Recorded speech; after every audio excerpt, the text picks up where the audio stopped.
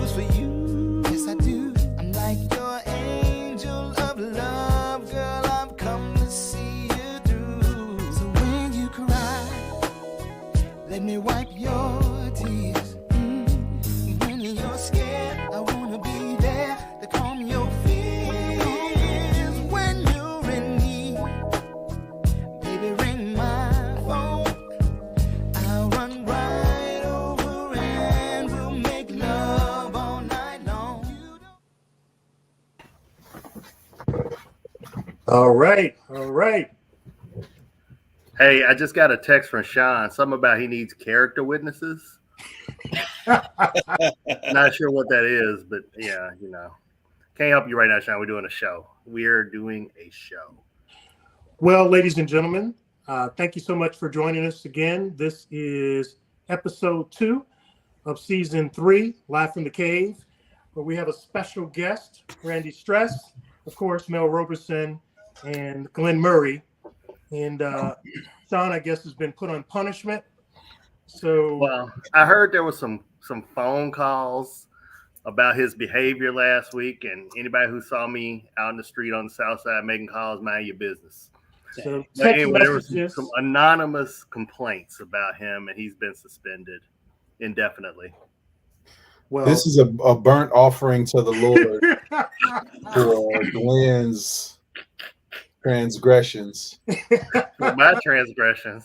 Boy, don't be burning all devil worship over here, burning offerings.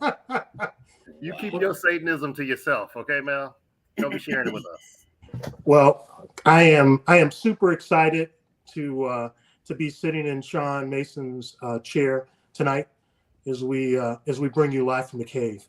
We had a phenomenal time. For those of you that saw us at the House of Blues, I want to say that was a great show.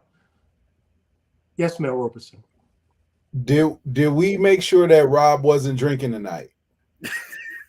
I can neither confirm nor deny for sure whether he is or not. If he's hosting, okay, water. All right, awesome. Let's have a great show, guys. So we are doing water because this is a hot seat. But are you nervous, Rob? Well, just a tad bit, but that's okay. But why don't we get into it tonight? Let's talk about some of the things that are happening in the sports world. I think some of you, Glenn, were you at a Cubs game? Yeah, last night and a couple of weeks ago. Okay, Randy, are you a big sports fan? Yeah, I'm a Bears fan. Okay. So are you ready for the season now, right? I'm ready for us to finally get past like 5 wins. How about you, Mel? College football is my primary. Okay. But I do enjoy the other things. Yeah, I think the Bears will have a better chance of moving to Arlington Heights than they will of winning more than like 8 games. But do you actually think that Arlington Heights deal is going to happen? So Glenn is right under me on my screen. I wonder if I do this. Oh God, he's doing hallucinatory drugs again. He thinks he can stab me on the screen.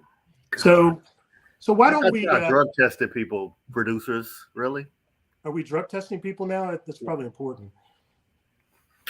I don't know, but I think we should drug test Sean before he comes back on the show.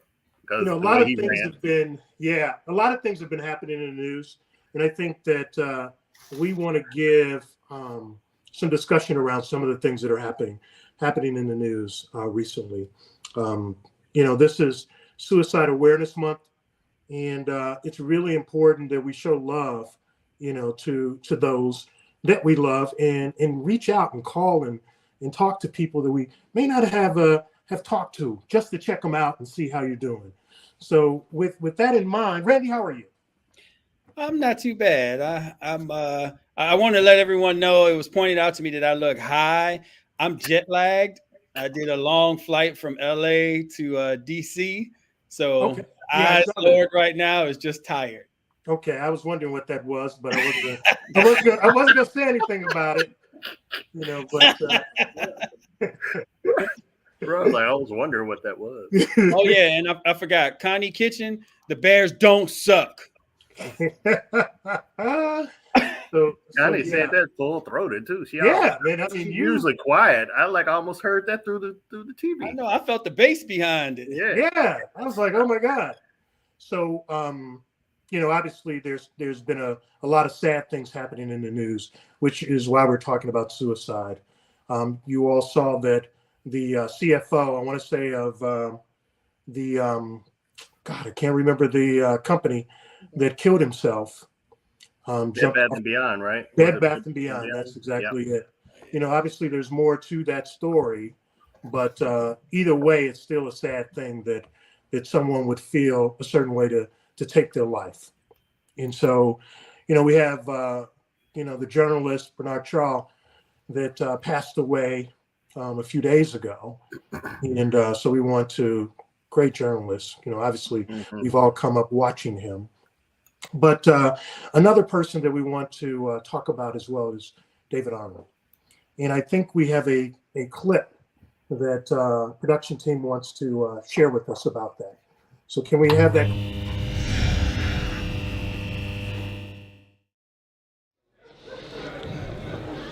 And I got girls. It's just me, my wife, all girls. When you got all girls, you're supposed to be the hero. That's what they, supposed to take care of shit. The alarm went off one night, 3 o'clock in the morning. My wife was like, "Go, something is going on." I said, "Okay." "Ain't you gonna go see?" "I'm not going down there." "Well, the alarm." I said, "I hear the alarm. The alarm is for the police. It's not a husband alarm. It's an alarm for niggas with badges and guns. We'll go see about the girls. They're fine. Don't worry about nothing. Just, what do you want me to do? I'm a comedian. I'm not no hero. Don't put me in a position to be no hero, Julie, because I'm gonna let you down. I promise you."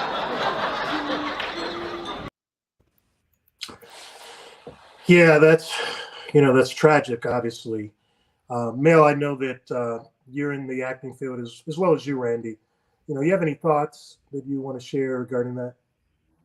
It's gone too soon, man. 54 years old, Glenn isn't far from there. So really understanding that, 54, man. And he had an amazing story. Like, he was an addict at one point in time. I was watching a clip with him where he was talking to Ed Milet, I think it was. And he was talking about how he went to California. He had 2 garbage bags full of clothes and used to walk 5 miles to an open mic. And some nights it wasn't even an open mic and he had to walk back, and just what he overcame. He was one of few black showrunners in LA as well. So, yeah, gone too soon. Yeah. Randy, you have any thoughts about that too? I just really started watching his comedy, and I was kind of impressed by his story.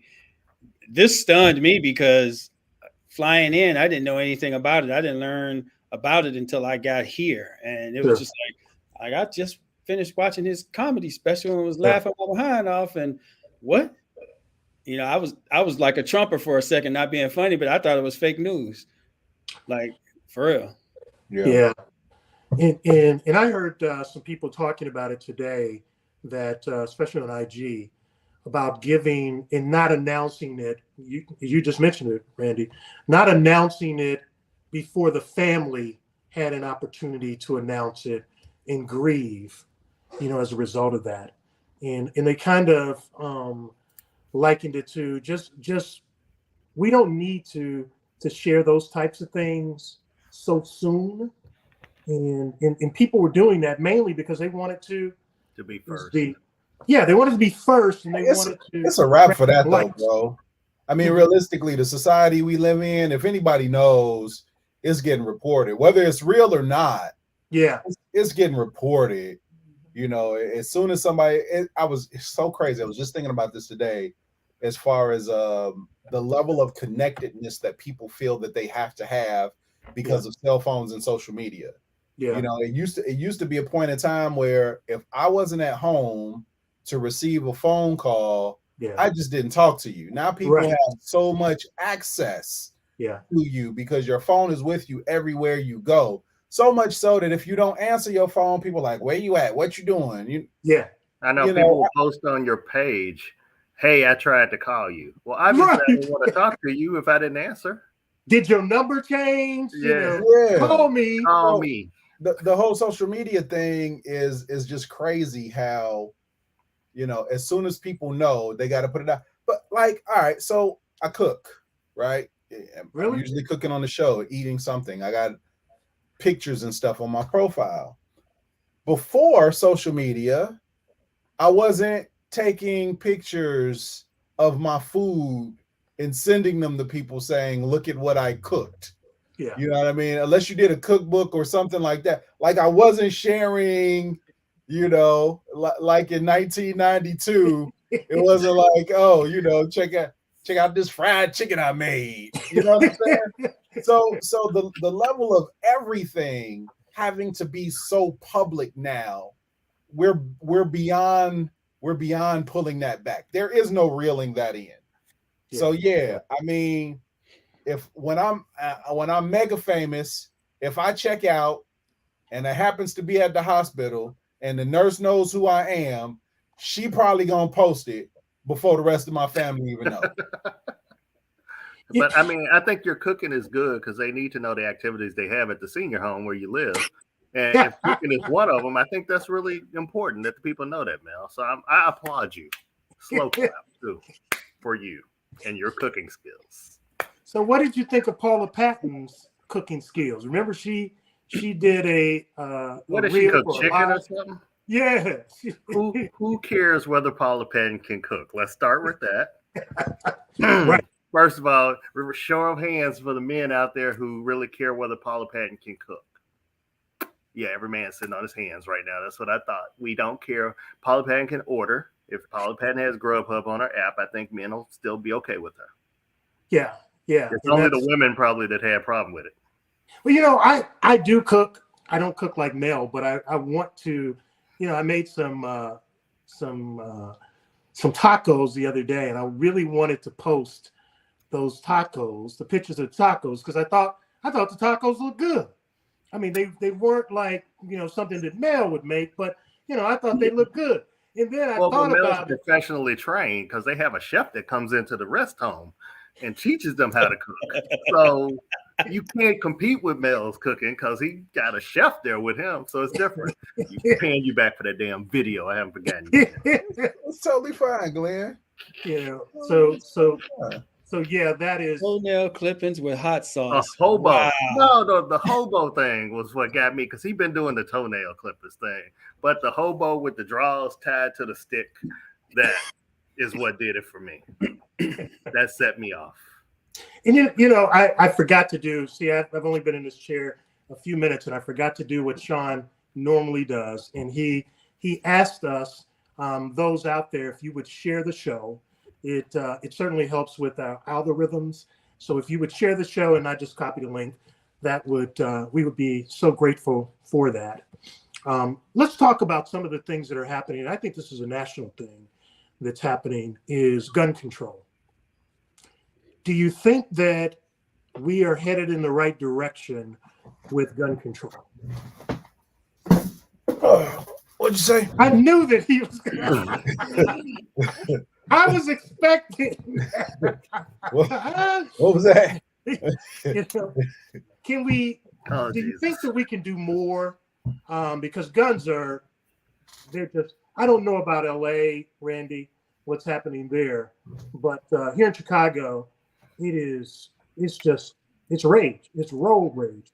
The things that are happening with gun violence, and it kind of scares people from wanting to come to our city. Oh, you tell somebody you're from Chicago, they automatically think you live somewhere where they're shooting up the block. Yeah. They don't realize it's a small area. Yeah. I get that in LA all the time. And it used to be, when somebody would see your car was from Chicago because they'd see your city sticker, the thing would be, oh, wow, you guys pay $100 for that sticker? And it's one of those things. But now everybody's strapping up and worried about car violence or carjacking and things like that. And it's just, I don't know. I mean, I'm an advocate for guns. I'm sorry, but the criminals have plenty of them. You need to be able to defend yourself. Yeah. Simple as that. I'm not a fan of laws that prevent you from defending your property. I think Texas, as much as I don't like Texas, they have a good concept of being able to protect your property. If someone runs in your house with a gun, you can defend yourself. You don't have to worry about going to jail because you didn't retreat, or all the other things they do to make criminals safe. Someone jumps in your car while you're in it and you shoot them. Hey, they shouldn't have jumped in your car trying to steal it. Where in Illinois, you got to worry about you got to worry about getting shot by the person, but then you got to worry about going to jail because the state is going to go, well, you didn't really have the right to shoot them. You probably could have ran. And you're like, yeah, were you really in danger and all this stuff? And I didn't have time to contemplate a carjacker jumping in my car in a split second to figure out, are you really here to harm me? We're held to a higher standard than police officers who are trained for the job. And that's the part that's scary out in the civilian world. I really think that if they loosen those laws up, because let's be honest, and it's going to sound heartless, but the first couple of those knuckleheads, they get dropped. The rest of them going to go, oh, these people shooting back. Yeah. Maybe we need to chill out. And I mean, it's a reality. That's what we need a little bit more of. But if you do own a gun, you do need to get liability insurance in case you have to kill somebody. Yep. So that you are protected. Yep. That's a good point. Mel, you want to share something about that whole protection thing? Yeah, I mean, the company I've worked with for years, Legal Shield, we have a gun owner supplement that we offer to help protect people. And I believe in being overinsured, so I have that, and I also have USCCA. I have both of them. It just makes sense. But here's the thing, right? If we look at the evolution of America, the right to bear arms was initially given because we were a colonial country under British rule. And once we got from that, it was like, okay, if this shit ever goes down again, if anybody ever decides, we need to be able to protect ourselves. And it was just old white men with muskets. You know what I mean? Women weren't carrying. Most of them didn't know how to shoot a gun. The slaves, once we got our hands on them, we saw what Nat Turner did, right? And that was mostly with a machete, but they had some guns too, right? So when the law was written, it was for us to protect our property. As time progressed and technology advanced, and militias were formed, and there were all of these different battles. Because first it's like, okay, now it's us against Britain, but then it's okay, now it's North against South, and now it's neighbor versus neighbor, or any of these things, right? So as somebody else mentioned, the criminals have plenty of them. I'm not one of these guys that I think I need to be out here patrolling the streets and all of that other stuff. If I'm in Walmart and somebody comes in Walmart, and I happen to be carrying whatever, I'm not trying to be a hero. I'm trying to look for the safest escape to get out of there and do whatever I need to do to stay alive. By the same token, though, if my back is against the wall and I don't have any other choice, and it's just one of those things, man, and it comes to protecting me and my family, I'm a fan of it. And I'm a fan of the sport too. I mean, I've posted videos of me in the mountains of Utah, ski shooting. I'm a fan of the sport. I think when done responsibly, it's not a bad thing to be a gun owner. But the challenge is there's a large percentage of people that don't do it legally and don't do it responsibly. And because of that, you waiting on the police to get there to de-escalate a situation, which a lot of times doesn't happen when police show up, or for them to save you, to serve and protect is I don't have that type of time.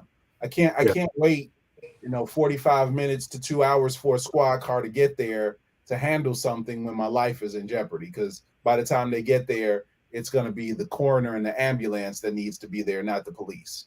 Yeah. And we can't, and I don't know if you guys feel safe as it relates to the police, showing up. I know, Randy, you talked about, what's happening in LA, but I don't know that I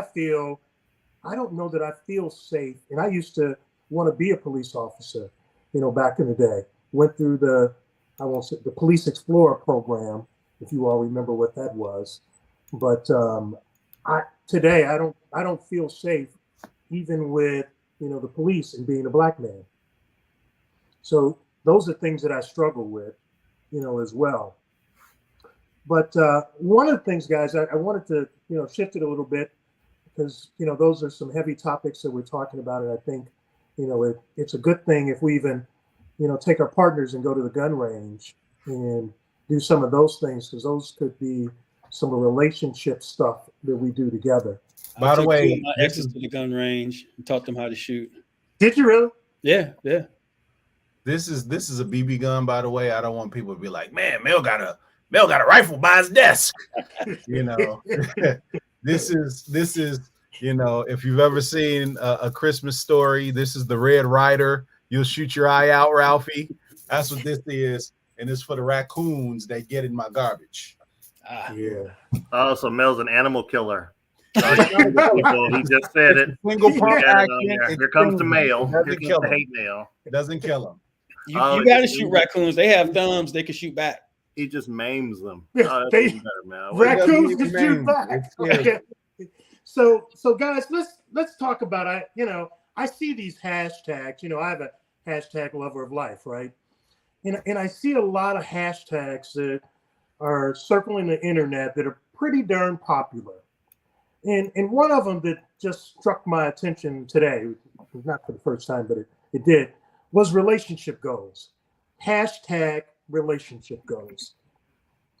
What does that, when you think about that, what does that look like today for you? Totally opposite of where I am.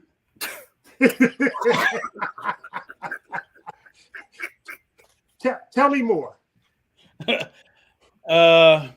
I used to have relationship goals, but now watching all these videos and hearing what's going on out here, man, my relationship goals turned into business goals, and I'm kind of comfortable in that zone right now. No, Randy, I got you, Randy. Don't worry about it. I got you. Love Doctor is here. Love Doctor's your new handle now. This is my new hashtag because of all my stellar track record over the last 3 years. So yeah, absolutely, Randy. So don't worry about it. We will take care of you. We will diagnose what's wrong, and we will assign a cure. That's what good doctors do. There we go. Is this a master class? I'm just curious. Is this Robert, you're not allowed in the class. We rejected your application, Robert.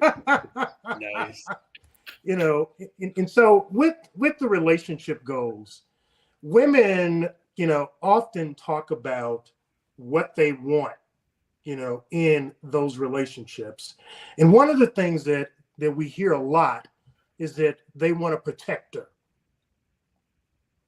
And as men, we talk about we want somebody to provide peace for us.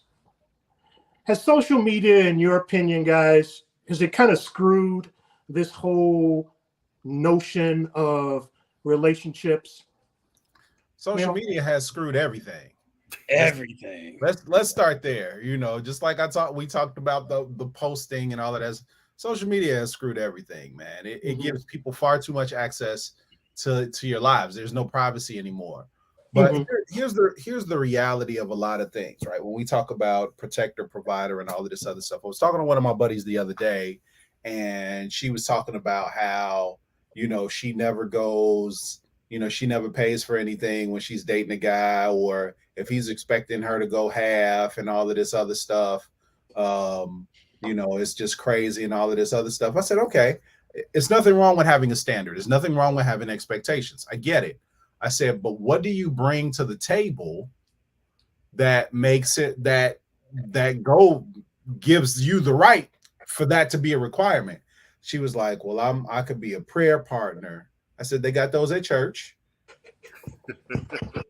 like what else you got? I could be a lover. We're not short on those. You know what I'm saying? Like really, what is it that you bring for you to command this high of a price tag from somebody that you're dating? It was a clip, and I don't know if we talked about it last week. A lot of last week I don't remember, because I wonder why, because you was drinking out of the champagne bottle straight. That might be why you don't remember. There was this clip of this guy where she wanted all of these things that a husband does before they were married. A protector, provider, and all of this. And you got to be all of these things for me. But when it's like, all right, here are the things that I need from you, she was like, well, that's a wife. That's wife's Right. responsibility, not just a girlfriend. Yeah. Well, so you get to test drive the car, but I don't. How do I know you even possess these things? You know, before, and baby, I'm not talking about you. I'm not. Hey, baby, I know you are. But yeah, it's like it's an interesting concept because there's so much that men have to do in order to get who they want. Yeah. And women are expected to be that person once he puts a ring on it. Yeah. Be that person, you know, once you're married. And it's like, I don't even know if you know how to operate in this capacity. Mm-hmm. Mm-hmm. That's because women are always ready for a wedding and not a marriage. Right. That's the problem. Also, out here in the social media world, people listen to these guys who are love gurus, and they don't realize it is not a one size fits all type deal when it comes to relationships. Every guy is going to be different. Every woman's going to be different. You can't listen to these fools and then take it to every guy and think, why isn't it working? Well, he's talking about stuff from his perspective. You need to take time to get to know the guy, get to know what he likes, get to know what brings him peace, get to know what makes him happy, because you already know what makes you happy. And I'm pretty sure you expressed it, but take your time to learn the stuff from him. So then you can go, oh, now I know how I can figure this out. Either you don't want to do it or you do want to do it. It's just that simple. And most of the love gurus are gonna do what every dude does, tell you what you want to hear. They're doing the same thing that the dude in the club and on the street does. They're telling you what you want to hear and you're soaking it up. Yeah. Yeah, because I've been Joe too. You know, what your man won't do. You can see how that worked out for me. But you know, so let's talk about, you know, how do you handle, I know Mel, you said this, but how do you handle it when women today are saying, well, you know, what do I bring to the table? I bring the table. I own the company that makes tables. That was actually pretty good. I like that one, man. Real clap for that one. That was good. I like that. That was good. So, but you know, I honestly think it depends on who you are, what you want, and what you're willing to. I don't even want to say tolerate. Who you are and what you want, and really knowing what you want, because it gets to a point where you don't waste your time with people that aren't it. You know, I have the tough conversations up front. You know what I mean? Like, even before Monique, right? There were things that I would express right away. Here's what I am. Here's what I like. Here's my spiritual beliefs. You know, here's how I am about money, you know, et cetera, et cetera. Like, here are the important things now. What's your credit score? I need to know, right? And it's like, credit score, like, that ain't none of your business. Right. I get it, you know, but here's my Credit Karma right now. And what I'm not going to do is have somebody that makes horrible financial decisions and doesn't, you know, pay their bills and manage money well. So this could be fun or this could be future. You get to pick, right? You know, if it's just fun, keep your Credit Karma. I don't need to see it. But if this is future, I need to know if you got 30s, 60s, and 90s on that thing. Yeah, yeah. You know, that's a great point, Mel, because we used to go back in the day in dating, we would ask people to see, you know, their medical records. Oh, right? That too. Oh, I need that. I need to know your pedigree. Where that blood work at, homie? Mel came out with a needle for a blood draw, basically, is what he's saying he did. You know, the little tube they take, she got out a finger. Glenn, be gone. Sending it to the back office and getting it processed. You may reappear. Roger, what you're not going to do is keep picking me out of my show. Listen, that's what you're not going to do. I am Harry Potter, just as long as you know that. You black nerd. You are Harry Potter. You're right. But do we, you know, speaking of that, I think that's great, Mel, to have those kind of conversations early on, because you will weed out people pretty quickly if, you know, they're not matching up with what you want, right? It's all about standards. And I'm not saying that, you know, if she has, you know, a 600 credit score, that I'm not willing to date her. But we do need to, you know, kind of talk about that in how you view money, how you look at it. But, you know, one of the things I want to go back to, though, is because women ask these questions. What does peace look like for you? If we had to tell a woman, this is what peace... them not asking so many damn questions, that would be the first thing. How about cutting your list of demands in half? That would be peaceful for me. Yeah, that would be peaceful. Telling me what you're not gonna do, telling me what you want, telling me what you think, telling me what you know, telling me what you don't know, telling me stuff that you don't know nothing about that you think you do. All of that, that's part of it. That would help, you know, that would bring some peace. Not talking about anybody in particular, first of all. I just heard some men say that, and I was conveying that because part of my job on The Cave is to give you the point of view for different men. That's all I was doing. Yeah, I mean that. Tell me about that, Randy, about the peace. I would like to say, learn how to talk to us different from the way that you talk to your friends. If you're coming home mad and you got a story to tell us, give me a fucking straight line. I don't need this shit. And you give me all this color. By the time you get here, I'm like, what the fuck did she say down here? Because I'm trying to figure out all of this shit and if it was relevant, have anything to do with anything. And then by the time I get here, motherfucker, you could have said this, this, and this, but you did this. And now I'm confused, and now you mad at me because I don't know where the hell the story was going. I'm sitting here trying to figure it out. Like, the jet lag is over. Randy is here now. Hey, I'm saying, she's like, well, what was the point of you talking about Charlie? Well, I just wanted to tell you he was there. He had nothing to do with the story. No, what the fuck you tell me about Charlie for then? Like shit. I didn't need Charlie. Just give me the straight line shit. If Is that peace is simple for me. Make me laugh. Let's go have some fun at Dave and Buster's. Hold hands when we walk and touch my special place every now and then. That's all I need. I'm happy. I'm simple. I know how to cook. I know how to wash my own clothes. I'm good. That's it. I think we found our first clip of the year for the new season. I can see the 30-second one now. Raj has already got it rolling.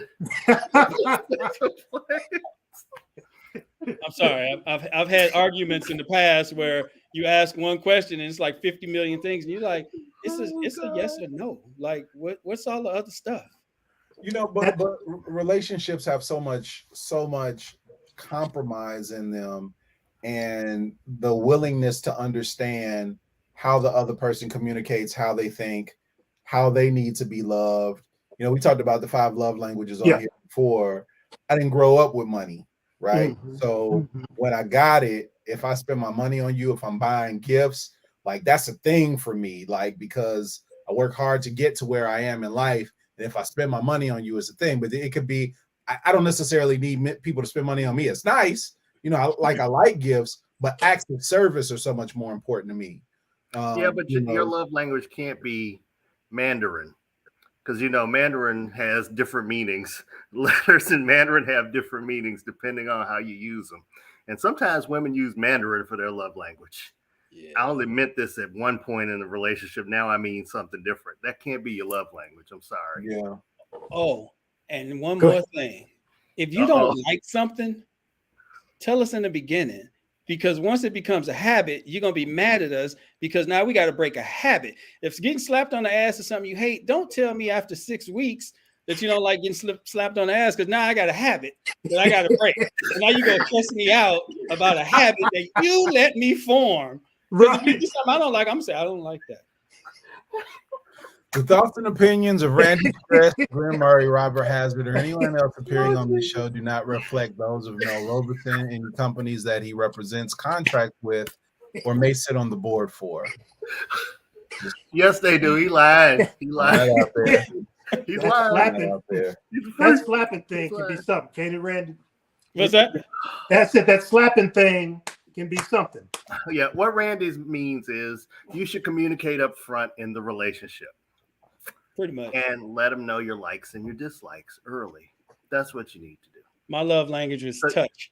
So you can reach his special place, his heart. His heart. That's a special place. His heart. So it's touch. It's touch. It's touch. Okay. It is. Yeah. Mine is, well, So I agree with you. I agree with you on that one. This is my first time in the chair, so I don't want to not be able to come back. Can your wallet be your special place? Like put something in it. I'm just asking for a friend. I'm just checking. I'm just saying. Not extremely materialistic or anything. But that brings up a question, Glenn. How do you feel if your partner makes more money than you? Really good, Rob. Really good. I was gonna say I dated a woman who made $250,000 a year more than me, and I've dated a woman who made $50,000 a year less, and I was the same person no matter what. The only thing I don't like, don't come to me talking that crap because you think you make more money. Right. No, I'm still gonna be a man. I don't care how much money you make. It's still right. And that's a problem. There was an article. We talked about this before. There was an article. Sometimes did article. All these single women in their 40s, and they bragged about one of them had a Range Rover, one of them had a house that I think cost $300,000, which really ain't a lot of house. Let me just be real about it. Haven't bought a house. Unless you're in Old Hickory, Tennessee, then a $300,000 house could be a lot. Go ahead, tell your story. You done, Mel? You done? Go ahead, tell your story. You don't want to do that, Mel. You done? That's where we found Glenn naked walking in the street over his shoulder and his little knapsack thing when he ran away. But go ahead, Glenn. Mel's gonna leave in about 5 minutes because visiting hours are almost over, and Monique's gonna have to leave Shady Acres, the senior home where she visits him every day and takes him to Walmart so they can do videos. But anyway, so Randy, let me ask you this question, because you mentioned a woman who made $200,000, and that's great. 200,000 more. 200,000 more than you. Yeah, I mean that's whoo. She was paid. Oh no, she was making a lot of money.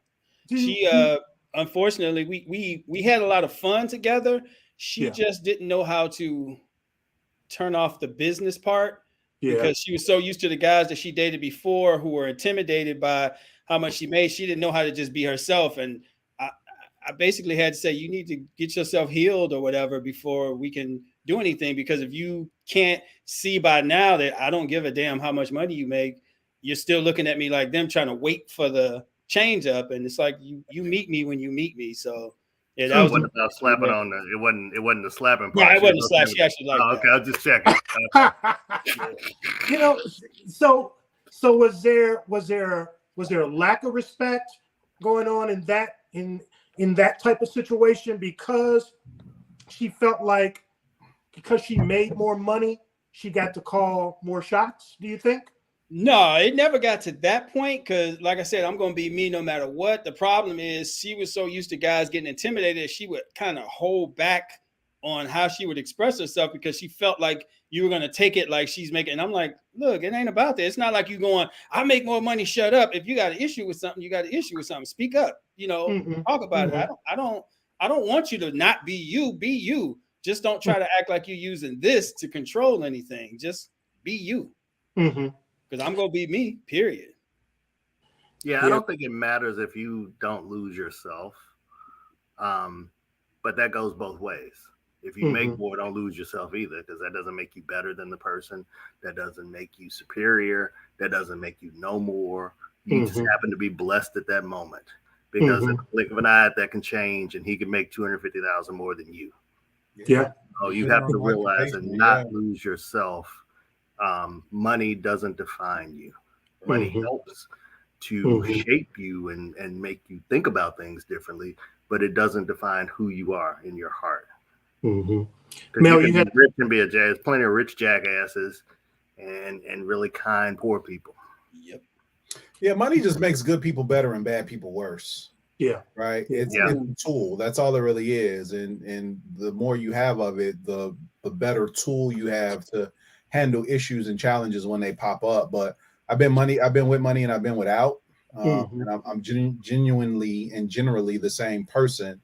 I might be able to buy some nicer things or have some more extravagant experiences based on a particular income level. But, when I was making a little bit of money, I still knew how to have fun and live my life and enjoy things. I might have had an alternator on my car, go out and wait 2 weeks till I could fix it. You know what I'm saying? Yeah. Or I still knew how to maneuver, and one of my buddies was talking about that. It was like, man, I remember the day if I had a car challenge, You know, it was like, man, how am I gonna get this fixed? And now it's like, all right, well, put this car in the shop, go grab the other one.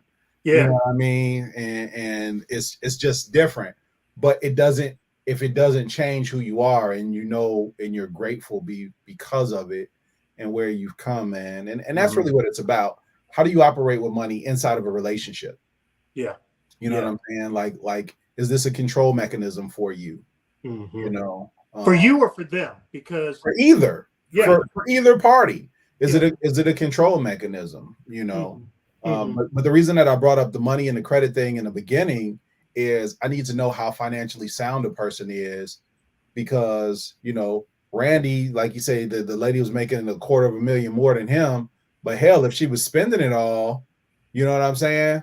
Like, let's just say I make $1 million and you make $2 million, but you spend $3 million a year, and I only spend $250,000 a year, then I'm better off. Yeah. You know, and that's a huge thing, man. That's why I had those conversations early.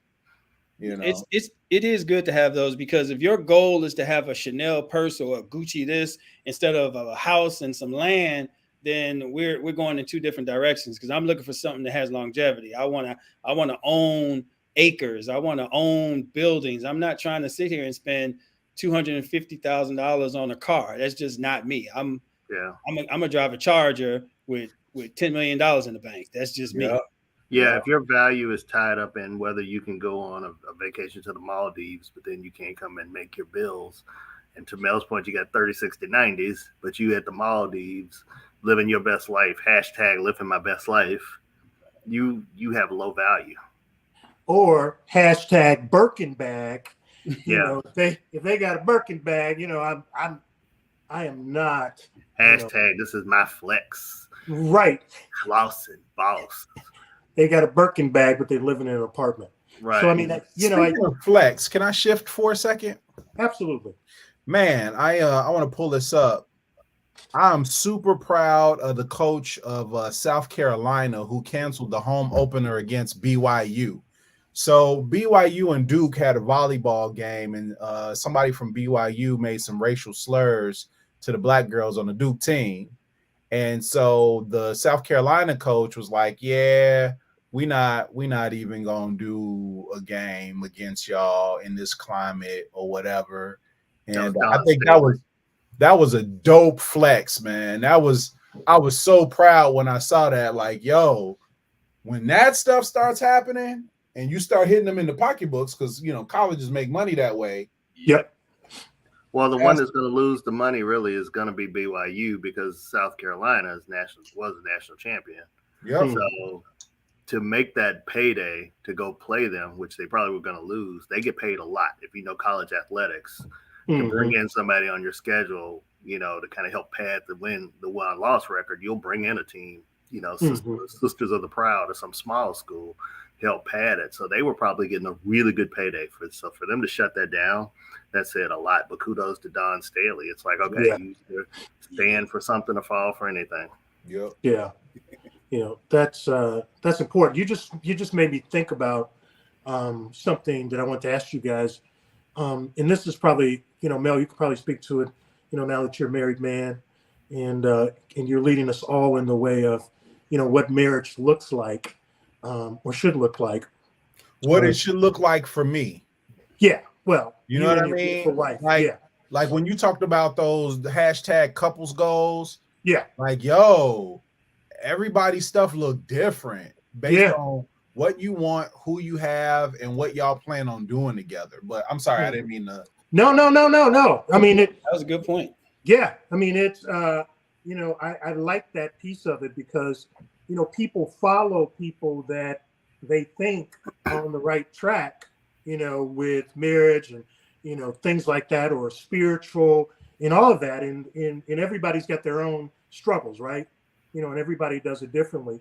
But I was listening to, you know, someone, and I may get it wrong, but I'll ask this question this way. He said, is having a fan or a cheerleader important to you? Fan or cheerleader in your marriage or in your relationship? Both. Okay. I think it should be both. So tell me why you think that, because, well, no, tell me what you think, and then I'll give you what I think he was talking about. Yeah, so like a fan is somebody that is in admiration of me, right? A cheerleader is somebody that supports me and cheers me on and gives me that extra boost of confidence that I need while I'm out here fighting a fight. So I like both. I like somebody that is going to be a fan and somebody that's going to be a cheerleader. Yeah. I think that I may have gotten that wrong. Kay kind of gave it to me. Hey, same. Robert, we're getting a feed from the halfway house. I think they're letting Sean have a call or something. I think it's him. Is that him? So that's what I heard, how you was giving Mel a hard time. That's gonna be your theme for the new season. I just want you to know now, we hit back. So, just keep that in mind, I ain't scared of y'all, okay? Y'all do know that by now. Y'all should know that after 3 years. I ain't scared of y'all. Well, maybe you should be. Maybe I will start stuff. I ain't scared of y'all. So tell us, because you said both, and I agree with that. You can have both, a fan as well as a cheerleader. What does a cheerleader look like to you guys, and why is that important? Are you asking me or are you asking Mel? I'm asking everybody. I think you need to be different things at different times. You need to be my fan, my number one fan. Yeah. When I need that encouragement. Yeah. You need to be my cheerleader when I'm out there grinding and trying to achieve something. You also need to be my coach when you see me going astray and doing something wrong. You need to be able to accept those different personalities as well at the times when you need them. But I think you need to be able to reciprocate that. So it's not just about you giving me the glory. I need to be able to be your fan, your cheerleader, your coach as well when the time comes. And a super strong key in that, though, is finding somebody that has those attributes, right? If that's what you want. For some people, they don't need the partner aspect of it, or the business partner, or the you give me your ideas. They just need you to say, baby, you can do it. I believe in you. You know what I mean? Because you might operate in a field where they have absolutely no knowledge whatsoever, and they have no understanding, and their advice wouldn't be applicable for what it is that you're doing. And they just need that constant support to say, I don't know what the hell is going on, but I believe in you, and I know you're going to figure it out. Here's what I hope I'm not echoing too bad. Here's what I have found to be really interesting. Everything that y'all are saying is 100% spot on. However, it also requires somebody that knows what those things look like in those situations. Like I've had a situation where in a relationship, a lady thought she was inspiring and encouraging me, and in actuality, I felt attacked and emasculated and judged. And so that's the other piece of that, is that somebody could be doing something that they've decided is what you need in this space and defined it that way, and it be counterintuitive to the way you experience that particular thing. And so I think that's a huge part of it. And then she may go back to her circle and say, I was trying to light a fire under him. And in actuality, and you going back to your circle going, she don't respect me, I got to get out of here. Yeah, but you have to have maturity in your relationship to be able to talk about that. When you say this is what I feel.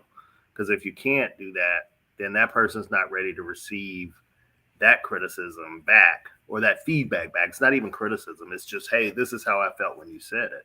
So it's a two-way street of communication. If somebody's thinking they're encouraging you and it really feels like you're being pounded on, they've got to understand how they're delivering that feedback. Well, I think also you gotta, especially when you're in hypersensitive spaces and places, you gotta have those conversations. What I've learned is you gotta be brave enough to ask some questions that maybe you weren't always brave enough to ask, because the answer was gonna require something of you that you really didn't want to have to deal with. But I've decided I won't ever have another relationship that I don't periodically check in and say, hey, how am I doing? You know, am I making you feel this, or am I making you feel, can you tell me the times when you feel the most loved by me, and can you tell me the times you feel the least loved by me? You know, and those are questions we don't want to ask, because we like, shit, okay, she don't feel love when I'm watching a football game. Damn, you know what I'm saying? But for me, I've just decided, man, that I'm going to ask the tough questions. I'm going to put myself in the tough situations if I think the other side is a better space for the two of us. You know what I'm saying? And then as the man, I feel like that's part of our leadership role, you know, is to be willing to take those L's for the long game. You know what I'm saying? Like, I think that's something that we should kind of, you know, want to do, you know, really. And I wanted to say something real quick. I was listening in the car and enjoying y'all, even though, you know, it was good to be on the passenger seat. You know, you're in the car, you usually driving, and you get to ride, and you be like, ooh, this riding is nice, you know. So I was listening to y'all, and I was laughing at Randy. What up, Randy Stress? What's good, sir? But you made me laugh, man, because you were saying, you know, what I need is simple. I need this, touch me here, touch me that, you know. And you told the story about the lady with the long, exasperating, you know, story, long pathway. And the first thing I thought was, okay, you need this, you just need that, you just need that. What if that lady just needs a man that'll listen to her crazy stories? I've had relationships like that, and we got to the point where it's when you want to just vent, just say, I just need to vent. Because as soon as you say that, I know to listen to everything you say. I don't have to respond. But my point is, no. My point is, what we all need is very unique, and we just need to find somebody that's willing to give us that thing. And I think what Randy is saying, no, if it's not a bad thing if that's what she needs, as long as he knows his listening needs to be different if she's just venting. Right. You know, I tell my wife all the time, okay, baby, how am I listening to this? Like, is this something I need to know, remember, or do I need to do something after this? Or are you just telling me what happened today? You know, because she got some stories, and I just be like, okay, cool, it was a story. There's nothing for me to do here. Got it. And that's fair, but I also think about the lady, and she may not know how cockamamie her stories are.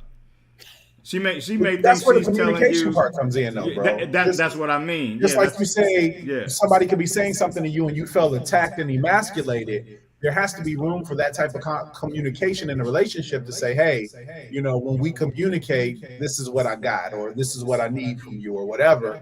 And as long, I say all the time, relationships fail because of unmet expectations and poor communication. Those are the two main things. People say, well, it's money, and no, it's really communication. Because if you had the communication about the money, then you would have, and the expectations about the money, it wouldn't even be a money issue, because you would have set those expectations and communicated from the beginning. So I think with those things, with the proper communication, anything can happen. Mel is hitting some home runs today. Go ahead, Randy. What were you saying? I said Mel is hitting some home runs today. Man, you know, he cooked some good greens today or something. Hey, let me say this. He ain't drinking today. Let's just tell the truth. Communicate with him. He ain't turning the bottle up today. Let's say this though, Mel. Can I add to that by saying effective communication? Yes, and okay. I'm sorry to cut you off. Somebody just said, "Wife, I've been gone a minute." Yeah, you've been gone a minute. Yeah. He's all married. It happened over the break. But yes, Robert, I will say, I will agree, effective communication, but sometimes it gets to the point where you're learning somebody and you're learning what that effective communication looks like, because people have different communication styles. Yes. Right? So a lot of times in communication, I'll say, okay, so I heard you. This is what I just heard you say. Yep. You know what I mean? Parrot it back. This is what I got from it. And they're like, no. What I'm trying to say is, right? But if I didn't say that, and they thought they were communicating effectively, and I thought I was communicating effectively, but we're both missing the point. Sometimes the communication is a process, right? Effective communication is a process, and getting there is a process. And you know, and I think to what Sean was mentioning, I think it's great, is I think that we do have to have those check-in moments I learned that in therapy, and it was a great thing where I'm just going to sit and listen to you tell me your dreams, your stories, your aspirations, and I'm not going to cut it off. I'm just going to listen and take notes based off of that, and then maybe tomorrow I come back and tell you, here's what I heard you say, and we go from there. Because the whole thing that women want is they want to be listened to. I think you said that, Randy, and that's really important because it's said so often that we don't listen. But sometimes it's the climate for communication. Yes, I agree with that. If I'm yelling at you, you need to listen to me, then everything went over here. I had to learn not to be so direct. Not you, Randy. Hey. Hey guys, we've got about 3 minutes or so to do this. It's been great thus far, but I really do think that, to your point, when should we have these sessions with our partners? How often? It should start on the first date. Okay, and then after that, we've kind of told you, hey, this is what's going on. How often should we? Is there a rhythm or something that we should? How am I doing? How am I serving you? I think based on what the two of you think you need, like I've become a fan of putting all of that on the schedule. I don't think there's anything wrong with putting that on the schedule. One of my best friends got married in June, and I did. And he and his wife, my other best friend, he and his wife, about 6 days after you, he and his wife, they put all that stuff on the schedule. Like they plan a short trip out of town that's also a business meeting, and it's not a business meeting for their ventures. It's a business meeting about the relationship. They hash out how they're going to work out childcare. They hash out how, because he has children, they work out all that. They wrap it in a fun trip that's also got some love interlaced in there for them to enjoy each other. But they have everything like that, like on a calendar. These are the things that we can't neglect. These are the conversations we have to have. These are the spaces we have to make sure we step into for the long-term insurance of our relationship. And I'm all for us being brave enough to do that kind of thing. You know what I'm saying? Like, look, hey, maybe it's the last Friday of maybe every Saturday is the last Saturday of every month is date night, but that last Friday maybe better make it that Sunday based on how the date night goes. But that you talk about whatever's going on or whatever. I think I like that, Sean. I think that. I just got back. I ain't only been a few minutes. I'm only gonna take so much so quick. Hey, I think that's great. Thank you for sharing that. Anybody want to finish this up? We've got a minute. Nope, it's your show, Rob. Go ahead, wrap us up. Okay. Well, hey, listen. I want to thank everybody for coming out tonight and listening to our show. I hope you guys picked up some great tips about relationship and that your relationship will be better as a result of this. I am going to turn it over to the head of the table, Love Doctor, to take us out of here, and we'll see. Love Doctor. Who was Thank that? you, Robert. That's me, Sean. Oh, Not I'm you. like, It's me. So everybody. I thought it was Mel. No, it's me because Mel got. Mel the only one got a wife that can say he. We got 40 because seconds, he y'all. was on the show. Because he was on the show, he got married. So women, if you got a man that you want to get with, get him on the show, and it will help. It'll make them a better man, and you can husband him at some point or another. That's all from the cave. Join us next Thursday, 9 p.m. Central, 10 Eastern. Until then, we're out. We're out, ladies. Camped out at home for COVID?